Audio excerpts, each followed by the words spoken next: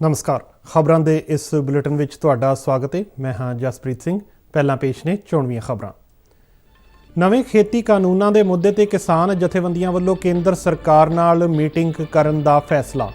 ये मीटिंग आउंदे मंगलवार नूं सवेरे 11 बजे आयोजित करन दी तजवीज़ की गई है।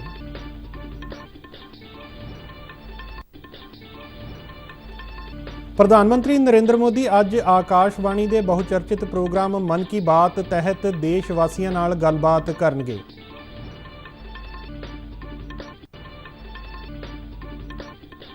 प्रधानमंत्री नरेंद्र मोदी ने जम्मू कश्मीर के सारे वसनीकों नूं सेहत सहूलतां मुहैया कराउण लई आयुष्मान भारत प्रधानमंत्री जय सेहत योजना की शुरुआत की। प्रधानमंत्री ने कहा कि जम्मू कश्मीर आत्मनिर्भर भारत अभियान विच पूरा योगदान दे रहा है।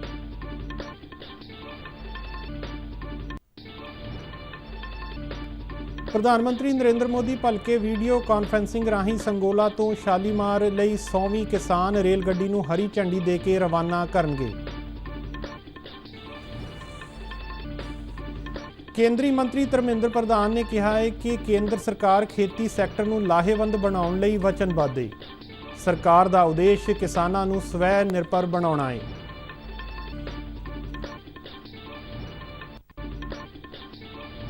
केंद्र ने कहा है कि भारत विच कोविड-19 महामारी तो ठीक होने वालियां दी गिनती विश्व विच सब तो वध है। हुण तक सेहतयाब होने वालियां दी गिनती 97 लाख के करीब पहुंची।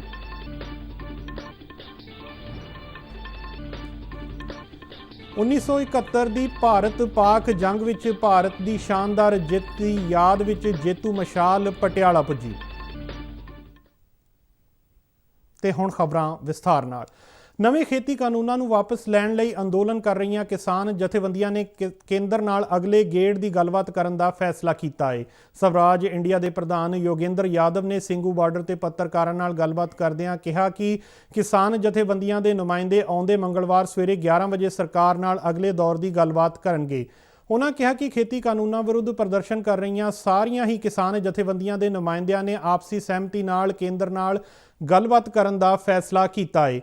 उन्होंने कहा कि असी संयुक्त किसान मोर्चे वालों सारे ही संगठनों नाल गलबात करन तो बाद ये तजवीज़ रखते हाँ कि किसान जथेबंदियां दे नुमाइंदियां अते केंद्र सरकार विचाले अगली मीटिंग 29 दसंबर नूं सवेरे 11 बजे आयोजित की जाए। इस संबंध में खेती मंत्रालय के संयुक्त सकत्तर विवेक अग्रवाल नूं सूचित कर दिता गया है। बीते वीरवार नूं केंद्र सरकार ने खेती कानूनों विरुद्ध प्रदर्शन कर रही किसान जथेबंदियां नूं एक चिट्ठी लिख के गलबात का सद्दा दिता सी। विवेक अग्रवाल ने किसानां वल्लों उठाए गए सारे ही मुद्दों ते चर्चा करन अते उन्हां दा हल लभण बारे सरकार की वचनबद्धता नूं दोहराया सी। प्रधानमंत्री नरेंद्र मोदी अज अपने बहुचर्चित प्रोग्राम मन की बात तहत देशवासियों नाल अपने विचार साझे करनगे। मन की बात प्रोग्राम की यह 72वीं कड़ी होगी। आकाशवाणी ते हर महीने आखिरी ऐतवार प्रसारित होने वाले इस प्रोग्राम विच प्रधानमंत्री वालों अपने मन की बात करन दे नाल नाल लोकां दे विचार भी लए जांदे ने अते देश के वख-वख सूबियां विच कुछ वखरा करन वाले लोकां नाल प्रधानमंत्री फोन ते सीधे गलबात करदे ने, जिस लई यह प्रोग्राम काफ़ी हरमन प्यारा होया है। आकाशवाणी तो इलावा दूरदर्शन के सारे चैनलों पर इस प्रोग्राम का सवेरे 11 बजे तो सीधा प्रसारण किया जाता है। प्रधानमंत्री नरेंद्र मोदी ने कल जम्मू कश्मीर के सारे वसनीकों को सेहत सहूलतां मुहैया करवाउण लई आयुष्मान भारत प्रधानमंत्री जय सेहत योजना की शुरुआत की। इस नाल केंद्र शासित प्रदेश के सारे वसनीकों को वधिया ते किफायती सेहत सेवावां मुहैया होणगियां ते उन्हां दा खर्चा घटेगा। इस स्कीम के वर्चुअल लॉन्च समय जम्मू कश्मीर के उप राज्यपाल मनोज सिन्हा भी मौजूद सन। प्रधानमंत्री जय सेहत योजना तहत जम्मू कश्मीर के सारे वसनीकों को मुफ्त सेहत बीमा उपलब्ध करवाया जाएगा। हर एक परिवार को 5 लाख रुपए तक का बीमा मिलेगा। इस स्कीम का 15 लाख परिवारों को लाभ होगा। योजना का लाभ देश भर में किते भी लिया जा सकेगा। पीएम जय सेहत योजना तहत सूची में शामिल हस्पताल सेहत सेवावां उपलब्ध करवाउणगे।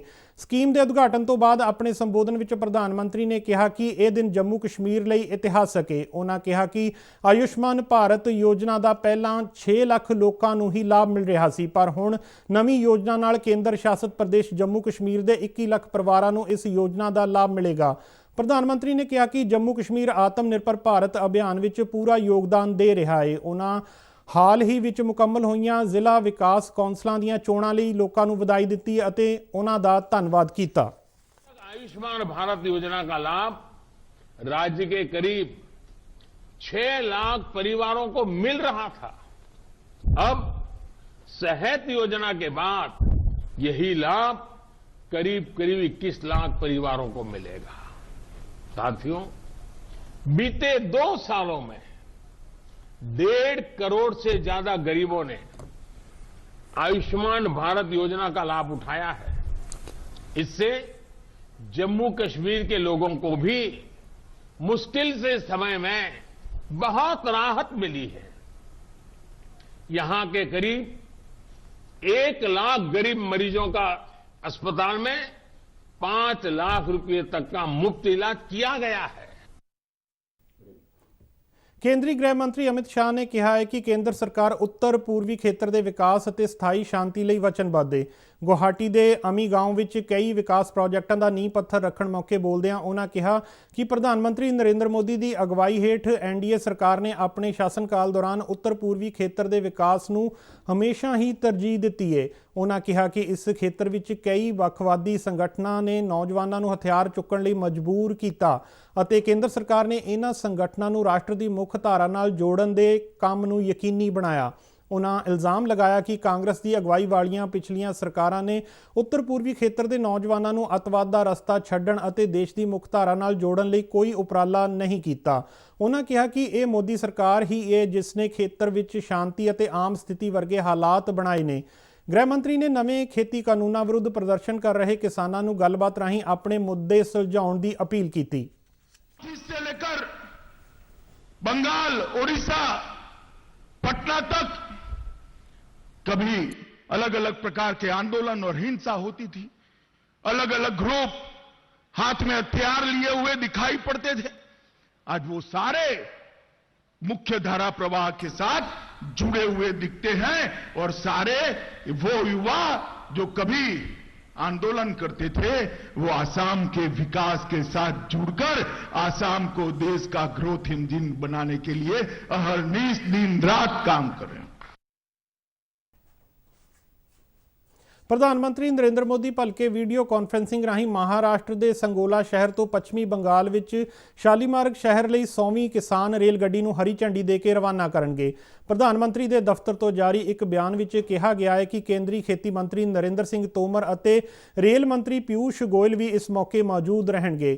ਇਹ ਕਿਸਾਨ ਰੇਲ ਗੱਡੀ ਸਬਜ਼ੀਆਂ ਅਤੇ ਫਲਾਂ ਦੀ ਢੋਆ ਢੁਆਈ ਕਰੇਗੀ। ਬਿਆਨ ਵਿੱਚ ਇਹ ਵੀ ਕਿਹਾ ਗਿਆ ਹੈ ਕਿ ਇਸ ਗੱਡੀ ਵਿੱਚ ਖਰਾਬ ਹੋਣ ਵਾਲੀਆਂ ਜਿਨਸਾਂ ਦੀ ਢੋਆ ਢੁਆਈ ਦੀ ਵੀ ਇਜਾਜ਼ਤ ਦਿੱਤੀ ਗਈ ਹੈ ਅਤੇ ਇਹ ਜਿਨਸਾਂ ਇਸ ਰੇਲ ਮਾਰਗ ਤੇ ਪੈਣ ਵਾਲੇ ਸਾਰੇ ਹੀ ਰੇਲਵੇ ਸਟੇਸ਼ਨਾਂ ਤੇ ਰੁਕੇਗੀ। ਸਰਕਾਰ ਨੇ ਸਬਜ਼ੀਆਂ ਅਤੇ ਫਲਾਂ ਦੀ ਢੋਆ ਢੁਆਈ ਤੇ 50% ਸਬਸਿਡੀ ਦਿੱਤੀ ਹੈ। ਪਹਿਲੀ ਕਿਸਾਨ ਰੇਲ ਗੱਡੀ ਇਸੇ ਵਰੇ 7 ਅਗਸਤ ਨੂੰ ਦੇਵਲਾਲੀ ਤੋਂ ਦਾਨਾਪੁਰ ਲਈ ਸ਼ੁਰੂ ਕੀਤੀ ਗਈ ਸੀ, ਜਿਸ ਨੂੰ ਬਾਅਦ ਵਿੱਚ ਮੁਜ਼ੱਫਰਪੁਰ ਲਈ ਵਧਾ ਦਿੱਤਾ ਗਿਆ ਸੀ। ਇਸ ਗੱਡੀ ਲਈ ਕਿਸਾਨਾਂ ਵੱਲੋਂ ਚੰਗਾ ਹੁਲਾਰਾ ਮਿਲਣ ਤੇ ਇਸ ਗੱਡੀ ਨੂੰ ਜੋ ਪਹਿਲਾਂ ਹਫ਼ਤੇ ਵਿੱਚ 1 ਵਾਰ ਚਲਾਈ ਜਾਂਦੀ ਸੀ ਨੂੰ ਹੁਣ ਹਫ਼ਤੇ ਵਿੱਚ 3 ਵਾਰ ਚਲਾਇਆ ਜਾ ਰਿਹਾ ਹੈ।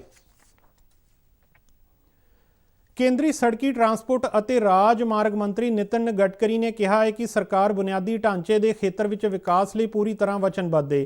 ਉਹਨਾਂ ਦੱਸਿਆ ਕਿ ਦੇਸ਼ ਵਿੱਚ ਜਿਨ੍ਹਾਂ 22 ਗ੍ਰੀਨ ਐਕਸਪ੍ਰੈਸ ਰਾਜ ਮਾਰਗਾਂ ਦੀ ਉਸਾਰੀ ਦਾ ਕੰਮ ਪ੍ਰਗਤੀ ਤੇ ਉਹ ਆਵਾਜਾਈ ਅਤੇ ਯਾਤਰਾ ਦੇ ਖੇਤਰ ਵਿੱਚ ਵੱਡੀ ਤਬਦੀਲੀ ਲਿਆਉਣ ਵਾਲੇ ਸਾਬਤ ਹੋਣਗੇ। ਉਹਨਾਂ ਪ੍ਰਧਾਨ ਮੰਤਰੀ ਨਰਿੰਦਰ ਮੋਦੀ ਦੇ ਆਤਮ ਨਿਰਭਰ ਭਾਰਤ ਅਤੇ ਭਾਰਤ ਨੂੰ ਵਿਸ਼ਵਵਿਆਪੀ ਅਰਥਚਾਰੇ ਵਿੱਚ ਪਹਿਲੇ ਨੰਬਰ ਤੇ ਲਿਆਉਣ ਦੇ ਵਿਜ਼ਨ ਤੇ ਗੱਲਬਾਤ ਕਰਦਿਆਂ ਕਿਹਾ ਕਿ ਸਰਕਾਰ ਹਰ ਖੇਤਰ ਦੇ ਵਿਕਾਸ ਤੇ ਧਿਆਨ ਦੇ ਰਹੀ ਹੈ। ਉਹਨਾਂ ਕਿਹਾ ਕਿ ਕੇਂਦਰ ਦੇਸ਼ ਵਿੱਚ ਪੇਂਡੂ, ਸੂਖਮ, ਦਰਮਿਆਨੇ ਅਤੇ ਛੋਟੇ ਉਦਮਾਂ ਨੂੰ ਹੁਲਾਰਾ ਦੇਣ ਲਈ ਹਰ ਕਦਮ ਚੁੱਕ ਰਹੀ ਹੈ। ਕੇਂਦਰੀ ਮੰਤਰੀ ਧਰਮੇਂਦਰ ਪ੍ਰਧਾਨ ਨੇ ਕਿਹਾ ਹੈ ਕਿ ਪ੍ਰਧਾਨ ਮੰਤਰੀ ਨਰਿੰਦਰ ਮੋਦੀ ਦੀ ਅਗਵਾਈ ਵਾਲੀ ਕੇਂਦਰ ਸਰਕਾਰ ਖੇਤੀ ਸੈਕਟਰ ਨੂੰ ਲਾਹੇਵੰਦ ਕਾਰੋਬਾਰ ਵਿੱਚ ਬਦਲਣ ਲਈ ਵਚਨਬੱਧ ਹੈ। ਓਡੀਸ਼ਾ ਦੇ ਧਨਕਨਾਲ ਵਿੱਚ ਕਿਸਾਨਾਂ ਦੀ ਇੱਕ ਰੈਲੀ ਨੂੰ ਸੰਬੋਧਨ ਕਰਦਿਆਂ ਉਹਨਾਂ ਕਿਹਾ ਕਿ ਨਵੇਂ ਖੇਤੀ ਕਾਨੂੰਨਾਂ ਅਧੀਨ ਕਿਸਾਨਾਂ ਨੂੰ ਵਧੇਰੇ ਲਾਭ ਹੋਵੇਗਾ। ਉਹਨਾਂ ਕਿਸਾਨਾਂ ਦੇ ਇਹਨਾਂ ਖਦਸ਼ਿਆਂ ਨੂੰ ਖਾਰਜ ਕੀਤਾ ਕਿ ਇਹਨਾਂ ਕਾਨੂੰਨਾਂ ਨਾਲ ਉਹਨਾਂ ਨੂੰ ਨੁਕਸਾਨ ਹੋ ਸਕਦਾ ਹੈ। ਉਹਨਾਂ ਕਿਹਾ ਕਿ ਸਰਕਾਰ ਦਾ ਉਦੇਸ਼ ਕਿਸਾਨਾਂ ਨੂੰ ਸਵੈ ਨਿਰਭਰ ਬਣਾਉਣਾ ਹੈ, ਜਿਸ ਲਈ ਇੱਕ ਰਾਸ਼ਟਰ ਇੱਕ ਮੰਡੀ ਦੀ ਕਲਪਨਾ ਕੀਤੀ ਗਈ ਹੈ। ਕੇਂਦਰ ਨੇ ਕਿਹਾ ਹੈ ਕਿ ਭਾਰਤ ਵਿੱਚ ਕੋਵਿਡ-19 ਮਹਾਮਾਰੀ ਤੋਂ ਠੀਕ ਹੋਣ ਵਾਲਿਆਂ ਦੀ ਗਿਣਤੀ ਵਿਸ਼ਵ ਵਿੱਚ ਸਭ ਤੋਂ ਵੱਧ ਹੈ। ਕੇਂਦਰੀ ਸਿਹਤ ਮੰਤਰਾਲਾ ਨੇ ਕੱਲ੍ਹ ਇੱਕ ਬਿਆਨ ਵਿੱਚ ਕਿਹਾ ਕਿ ਕੋਵਿਡ ਤੋਂ ਠੀਕ ਹੋਣ ਵਾਲੇ ਮਾਮਲੇ ਤਕਰੀਬਨ 97,50,000 ਤੱਕ ਪਹੁੰਚ ਗਏ ਨੇ। ਮੰਤਰਾਲਾ ਨੇ ਕਿਹਾ ਹੈ ਕਿ ਭਾਰਤ ਵਿੱਚ ਇਸ ਵੇਲੇ ਕੁੱਲ ਐਕਟਿਵ ਮਾਮਲੇ 2,81,000 ਨੇ, ਜੋ ਦੇਸ਼ ਵਿੱਚ ਕੁੱਲ ਪੋਜ਼ਿਟਿਵ ਮਾਮਲਿਆਂ ਦਾ 2.77% ਹੈ। ਮੰਤਰਾਲਾ ਅਨੁਸਾਰ ਕੋਵਿਡ-19 ਤੋਂ ਠੀਕ ਹੋਣ ਦੀ ਦਰ 95.78% ਤੱਕ ਪਹੁੰਚ ਗਈ ਹੈ ਅਤੇ ਪਿਛਲੇ 13 ਦਿਨਾਂ ਦੌਰਾਨ ਰੋਜ਼ਾਨਾ 30,000 ਤੋਂ ਵੀ ਘੱਟ ਨਵੇਂ ਮਾਮਲੇ ਰਿਪੋਰਟ ਕੀਤੇ ਜਾ ਰਹੇ ਨੇ। ਬੀਤੇ 24 ਘੰਟਿਆਂ ਦੌਰਾਨ 22,272 ਨਵੇਂ ਮਾਮਲੇ ਰਿਪੋਰਟ ਕੀਤੇ ਗਏ ਨੇ ਅਤੇ ਹੁਣ ਤੱਕ ਪੋਜ਼ਿਟਿਵ ਮਾਮਲਿਆਂ ਦੀ ਕੁੱਲ ਗਿਣਤੀ 1 ਕਰੋੜ 1 ਲੱਖ ਦੇ ਕਰੀਬ ਹੈ। ਸੰਗਰੂਰ ਜ਼ਿਲ੍ਹੇ ਵਿੱਚ ਪੈਂਦੇ ਸ਼ਹੀਦ ਊਧਮ ਸਿੰਘ ਦੇ ਜੱਦੀ ਪਿੰਡ ਸੁਨਾਮ ਵਿਖੇ ਇੱਕ ਸਮਾਗਮ ਦਾ ਆਯੋਜਨ ਕੀਤਾ ਗਿਆ, ਜਿੱਥੇ ਲੋਕਾਂ ਨੇ ਆਪਣੇ ਸ਼ਹੀਦ ਨੂੰ ਨਿੱਘੀਆਂ ਸ਼ਰਧਾਂਜਲੀਆਂ ਭੇਂਟ ਕੀਤੀਆਂ। ਕੰਬੋਜ ਯਾਦਗਾਰੀ ਕਮੇਟੀ ਵੱਲੋਂ ਮਨਾਏ ਗਏ ਇਸ ਸਮਾਗਮ ਵਿੱਚ ਅਕਾਲੀ ਆਗੂ ਸਿਕੰਦਰ ਸਿੰਘ ਮਾਲੂਕਾ, ਪਰਮਿੰਦਰ ਸਿੰਘ ਢੀਂਡਸਾ, SGPC ਦੇ ਸਾਬਕਾ ਪ੍ਰਧਾਨ ਭਾਈ ਗੋਬਿੰਦ ਸਿੰਘ ਲੌਂਗੋਵਾਲ, ਮੈਂਬਰ ਪਾਰਲੀਮੈਂਟ ਭਗਵੰਤ ਮਾਨ, ਵਿਧਾਨਕਾਰ ਅਮਨ ਅਰੋੜਾ ਅਤੇ ਹੋਰ ਇਨਕਲਾਬੀ ਸ਼ਖਸੀਅਤਾਂ ਸ਼ਾਮਲ ਹੋਈਆਂ। ਸਮਾਗਮ ਦੌਰਾਨ ਦੇਸ਼ ਭਗਤੀ ਦੇ ਗੀਤ ਤੇ ਕਵਿਤਾਵਾਂ ਪੇਸ਼ ਕੀਤੀਆਂ ਗਈਆਂ। ਪ੍ਰਧਾਨ ਮੰਤਰੀ ਨਰਿੰਦਰ ਮੋਦੀ ਵੱਲੋਂ ਬੀਤੇ ਦਿਨੀ PM ਕਿਸਾਨ ਯੋਜਨਾ ਦੀ ਦੂਜੀ ਕਿਸ਼ਤ ਜਾਰੀ ਕੀਤੀ ਗਈ, ਜਿਸ ਦੌਰਾਨ ਦੇਸ਼ ਭਰ ਦੇ 9 ਕਰੋੜ ਕਿਸਾਨਾਂ ਦੇ ਖਾਤਿਆਂ ਵਿੱਚ 18,000 ਕਰੋੜ ਰੁਪਏ ਟ੍ਰਾਂਸਫਰ ਕੀਤੇ ਗਏ। ਬਾਕੀ ਸੂਬਿਆਂ ਵਾਂਗ ਪੰਜਾਬ ਦੇ ਕਿਸਾਨਾਂ ਦੇ ਖਾਤਿਆਂ ਵਿੱਚ ਵੀ 2-2 ਹਜ਼ਾਰ ਰੁਪਏ ਦੀ ਰਕਮ ਆਈ। ਮੋਹਾਲੀ ਜ਼ਿਲ੍ਹੇ ਦੇ ਕਿਸਾਨਾਂ ਨੇ ਪ੍ਰਧਾਨ ਮੰਤਰੀ ਕਿਸਾਨ ਨਿਧੀ ਯੋਜਨਾ ਤਹਿਤ ਉਹਨਾਂ ਨੂੰ ਲਾਭ ਦਿੱਤੇ ਜਾਣ ਤੇ ਪ੍ਰਧਾਨ ਮੰਤਰੀ ਨਰਿੰਦਰ ਮੋਦੀ ਦਾ ਖਾਸ ਤੌਰ ਤੇ ਧੰਨਵਾਦ ਕੀਤਾ। ਜ਼ਿਲ੍ਹੇ ਦੇ ਮਛਲੀ ਕਲਾਂ ਪਿੰਡ ਦੇ ਕਿਸਾਨਾਂ ਨੇ ਕਿਹਾ ਕਿ ਪ੍ਰਧਾਨ ਮੰਤਰੀ ਨਰਿੰਦਰ ਮੋਦੀ ਨੇ ਕਿਸਾਨਾਂ ਦੀ ਭਲਾਈ ਲਈ ਬਹੁਤ ਕੰਮ ਕੀਤੇ, ਪਰ ਕੁਝ ਪਾਰਟੀਆਂ ਕਿਸਾਨਾਂ ਨੂੰ ਗੁੰਮਰਾਹ ਕਰ ਰਹੀਆਂ ਨੇ। ਉਹਨਾਂ ਦਾ ਕਹਿਣਾ ਸੀ ਕਿ ਪਾਰਟੀਆਂ ਨੂੰ ਝੂਠਾ ਪ੍ਰਚਾਰ ਬੰਦ ਕਰਨਾ ਚਾਹੀਦਾ ਹੈ। ਪ੍ਰਧਾਨ ਮੰਤਰੀ ਅਤੇ ਹੋਰ ਕੇਂਦਰੀ ਮੰਤਰੀਆਂ ਨੇ ਭਰੋਸਾ ਦਿੱਤਾ ਹੈ ਕਿ MSP ਇਸੇ ਤਰ੍ਹਾਂ ਜਾਰੀ ਰਹੇਗੀ ਅਤੇ ਮੰਡੀਆਂ ਵੀ ਕਾਇਮ ਰਹਿਣਗੀਆਂ। ਇਸ ਕਰਕੇ ਕਿਸਾਨਾਂ ਨੂੰ ਆਪਣਾ ਅੰਦੋਲਨ ਖਤਮ ਕਰਕੇ ਗੱਲਬਾਤ ਲਈ ਅੱਗੇ ਆਉਣਾ ਚਾਹੀਦਾ ਹੈ। ਕੱਲ 2,000 ਰੁਪਇਆ ਮੋਦੀ ਜੀ ਨੇ ਪਾਇਆ, ਮੈਂ 18,000 ਕਰੋੜ ਰੁਪਇਆ ਉਹਦੀ ਮੈਂ ਸ਼ਲਾਘਾ ਕਰਦਾ।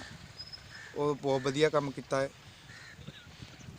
ਮੇਰੇ ਖਾਤੇ 'ਚ 2,000 ਰੁਪਏ ਆਏ ਹੈ ਕਿਸਾਨ ਸਨਮਾਨ ਨਿਧੀ ਯੋਜਨਾ 'ਚ। ਮੈਂ ਕਿਸਾਨ ਸਨਮਾਨ ਨਿਧੀ ਯੋਜਨਾ 2-2 ਹਜ਼ਾਰ ਰੁਪਇਆ ਆਇਆ। ਸਾਡੇ ਲੋਕੀ ਸਾਰੇ ਖੁਸ਼ ਹੈ ਜੀ। 18,000 ਕਰੋੜ ਜੀ। ਹਾਂਜੀ, ਸਾਰਾ ਇੱਥੇ ਆਇਆ ਜੀ। ਮਛਲੀ 'ਚ ਵੀ ਸਾਰੇ ਲੋਕੀ ਸਾਰੇ ਖੁਸ਼ ਹੈ। 2-2 ਹਜ਼ਾਰ ਰੁਪਏ ਮੋਦੀ ਸਾਹਿਬ ਨੇ ਪਾਏ ਜੀ, ਬੜਾ ਵਧੀਆ ਲੱਗਿਆ। ਸਾਰਿਆਂ ਨੂੰ ਆ ਰਹੇ ਹੈ, ਕੋਈ ਦਿੱਕਤ ਨਹੀਂ ਹੈ ਜੀ। ਸਾਰੇ 18,000 ਕਰੋੜ ਰੁਪਇਆ ਪਾਇਆ ਹੈ। ਇਹ ਪ੍ਰਧਾਨ ਮੰਤਰੀ ਨੇ ਕਿਸੇ ਤੋਂ ਲੈ ਕੇ ਨਹੀਂ ਪਾਇਆ। ਇਹ ਸਮਾਂ ਉਹਨਾਂ ਨੇ ਆਪਣੇ ਬਜਟ ਤੋਂ ਕੱਢ ਕੇ ਕਿਸਾਨਾਂ ਦੀ ਮਦਦ ਕੀਤੀ ਹੈ। ਕਿਸਾਨਾਂ ਦੇ ਹਿੱਤ ਵਾਸਤੇ ਹੋਇਆ ਹੈ। ਜੋ MSP ਕਹਿ ਰਹੇ ਵੀ ਟੁੱਟ ਜਾਣੀ ਹੈ, ਮੰਡੀਆਂ ਖਤਮ ਹੋ ਜਾਣੀਆਂ, ਕੰਟਰੈਕਟਿੰਗ ਜੋ ਖੇਤੀ ਹੈ ਵੀ ਇਹ ਪ੍ਰਾਈਵੇਟ ਕੰਪਨੀ ਦੇ ਹੱਥ ਵਿੱਚ ਚਲੇ ਜਾਵੇਗੀ, ਇਹ ਸਰਾਸਰ ਝੂਠ ਹੈ। ਕਿਉਂਕਿ ਜੋ ਕਿਸਾਨੀ ਬੇੜਾ ਹੈ ਇਹ ਮੋਦੀ ਸਰਕਾਰ ਹੀ ਪਾਰ ਲਾ ਸਕਦੇ ਹਨ, ਇਹ ਕਨਫਰਮ ਹੈ। ਕਿਉਂਕਿ ਜੋ 2,000 ਰੁਪਇਆ ਹਰ ਕਿਸਾਨ ਦੇ ਖਾਤੇ ਵਿੱਚ ਆ ਰਿਹਾ ਹੈ, ਇਹ ਉਹਨਾਂ ਦੀ ਇੱਕ ਆਮਦਨ ਵਿੱਚ ਵਾਧਾ ਕਰਨ ਵਾਸਤੇ ਹੈ। 2,000 ਜਿਹੜੇ ਆਪਣੇ ਖਾਤੇ 'ਚ ਆਏ ਅੱਜ ਕੱਲ੍ਹ, ਬਹੁਤ ਵਧੀਆ ਗੱਲ ਹੈ ਜੀ। ਆਹ ਮੈਂ ਬਹੁਤ ਧੰਨਵਾਦ ਕਰਦਾ ਜੀ ਸੈਂਟਰ ਗੌਰਮੈਂਟ ਦਾ ਜੀ, ਜੋ ਉਹਨਾਂ ਨੇ ਇਹ ਸਕੀਮ ਨਵੀਂ ਚਾਲੂ ਕੀਤੀ ਹੈ ਜੀ। ਹਾਂਜੀ, ਕਿਸਾਨ ਸਨਮਾਨ ਨਿਧੀ ਯੋਜਨਾ ਹੈ ਜੋ ਜੀ, ਇਹ ਬਹੁਤ ਮਤਲਬ ਸ਼ਲਾਘਾਯੋਗ ਸਕੀਮ ਹੈ ਜੀ, ਜਿਸ ਨਾਲ ਬਹੁਤ ਫਾਇਦਾ ਹੋ ਰਿਹਾ ਜੀ ਕਿਸਾਨਾਂ ਦਾ ਜੀ। ਹਾਂਜੀ। 1971 ਦੀ ਭਾਰਤ-ਪਾਕ ਜੰਗ ਵਿੱਚ ਭਾਰਤ ਦੀ ਸ਼ਾਨਦਾਰ ਜਿੱਤ ਦੀ ਯਾਦ ਵਿੱਚ ਜੇਤੂ ਮਸ਼ਾਲ ਪਟਿਆਲਾ ਪੁੱਜੀ। ਪ੍ਰਧਾਨ ਮੰਤਰੀ ਨਰਿੰਦਰ ਮੋਦੀ ਵੱਲੋਂ 16 ਦਸੰਬਰ ਨੂੰ ਨਵੀਂ ਦਿੱਲੀ ਦੀ ਕੌਮੀ ਜੰਗੀ ਯਾਦਗਾਰ ਤੋਂ 1971 ਦੀ ਜੰਗ ਦੇ ਸਾਬਕਾ ਸੈਨਿਕਾਂ ਨੂੰ 4 ਵੱਖ-ਵੱਖ ਮਸ਼ਾਲਾਂ ਸੌਂਪੀਆਂ ਸਨ, ਜਿਨ੍ਹਾਂ ਨੂੰ ਦੇਸ਼ ਦੇ ਵੱਖ-ਵੱਖ ਹਿੱਸਿਆਂ ਲਈ ਰਵਾਨਾ ਕੀਤਾ ਗਿਆ ਸੀ। ਇਹਨਾਂ ਵਿੱਚੋਂ ਇੱਕ ਮਸ਼ਾਲ ਮੇਰਠ, ਦੇਹਰਾਦੂਨ ਅਤੇ ਅੰਬਾਲਾ ਤੋਂ ਹੁੰਦੀ ਹੋਈ ਪਟਿਆਲਾ ਪੁੱਜੀ। ਇਸ ਮਸ਼ਾਲ ਨੂੰ ਏਰਾਵਤ ਡਿਵੀਜ਼ਨ ਪਟਿਆਲਾ ਦੇ ਜਨਰਲ ਆਫੀਸਰ ਕਮਾਂਡਿੰਗ ਨੇ ਪ੍ਰਾਪਤ ਕੀਤਾ। ਸੈਨਿਕਾਂ ਵੱਲੋਂ ਮਸ਼ਾਲ ਪੁੱਜਣ ਤੇ ਗਾਰਡ ਆਫ ਆਨਰ ਦਿੱਤਾ ਗਿਆ। ਬਾਅਦ ਵਿੱਚ ਮੀਡੀਆ ਨੂੰ ਸੰਬੋਧਨ ਕਰਦਿਆਂ GOC ਨੇ ਕਿਹਾ ਕਿ ਏਰਾਵਤ ਡਿਵੀਜ਼ਨ ਨੇ 1971 ਦੀ ਭਾਰਤ-ਪਾਕ ਜੰਗ ਵਿੱਚ ਅਹਿਮ ਯੋਗਦਾਨ ਪਾਇਆ। ਉਹਨਾਂ ਦੱਸਿਆ ਕਿ ਸਾਬਕਾ ਸੈਨਿਕਾਂ ਅਤੇ ਵੀਰ ਨਾਰੀਆਂ ਦੇ ਯੋਗਦਾਨ ਦੇ ਸਨਮਾਨ ਵਿੱਚ ਪਟਿਆਲਾ ਵਿੱਚ ਕਈ ਪ੍ਰੋਗਰਾਮ ਉਲੀਕੇ ਗਏ ਨੇ। ਇਹਨਾਂ ਸਮਾਗਮਾਂ ਦੌਰਾਨ 1971 ਦੀ ਜੰਗ ਦੇ 70 ਸਾਬਕਾ ਸੈਨਿਕਾਂ ਅਤੇ 25 ਵੀਰ ਨਾਰੀਆਂ ਨੂੰ ਸਨਮਾਨਿਤ ਕੀਤਾ ਜਾਵੇਗਾ। ਉਹਨਾਂ ਅੱਗੇ ਦੱਸਿਆ ਕਿ ਜੇਤੂ ਮਸ਼ਾਲ 29 ਦਸੰਬਰ ਨੂੰ ਪਟਿਆਲਾ ਤੋਂ ਨਾਭਾ ਲਈ ਰਵਾਨਾ ਹੋਵੇਗੀ ਅਤੇ ਨਾਭਾ ਵਿੱਚ ਵੀ ਇਸੇ ਤਰ੍ਹਾਂ ਦੇ ਪ੍ਰੋਗਰਾਮ ਆਯੋਜਿਤ ਕੀਤੇ ਜਾਣਗੇ। ਇਸ ਦੇ ਨਾਲ ਹੀ ਖਬਰਾਂ ਦਾ ਇਹ ਬੁਲੇਟਿਨ ਖਤਮ ਹੁੰਦਾ ਹੈ। ਆਗਿਆ ਦਿਓ। ਨਮਸਕਾਰ।